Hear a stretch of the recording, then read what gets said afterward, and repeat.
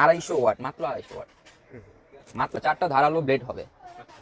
Juice, lassi, আবার বেশি পরিমাণ আদা রসুন করলেও কিন্তু এটা দিয়ে করতে পারে। এটা দিয়ে করবেন আদা রসুন, মাংসের কিমা, বরফের ফাঁকি, এগুলো করবেন এটা দিয়ে।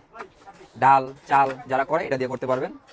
এটা যেটা দেখতেছেন 2টা ব্লেডের, এটা দিয়ে করবেন আপনার জিরা, গোলমরিচ, দারচিনি, শুকনো যত কিছু আসে বাসা বাড়িতে সব এগুলো দিয়ে করবেন। তারপরে একটা আছে জুসের, এটা কিন্তু 1.5 লিটার, হ্যাঁ 1.5 লিটার কন্টেনার। এটা কিন্তু ফাইবারের, হাত থেকে ফালা দিলেও ভাঙবে না, ওই টেনশন নেই। হ্যাঁ সম্পূর্ণ ফাইবার।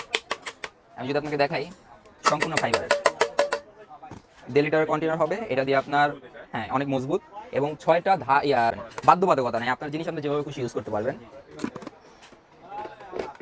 আর যখনই চালাবেন এখানে কিন্তু লক দেওয়া আছে, লক সিস্টেম করা আছে, এখানেও আছে, ঘাটে ঘাটে বসাবেন, বসা লক করে দিবেন।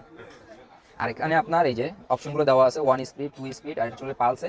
দেখা গেছে 1, 2 এ যা চলবে আপনার ডাইরেক্ট এটা দিলে ওই স্পিডই চলবে। হ্যাঁ একটু যদি আমি চালায় দেখাই এটা আপনাদেরকে,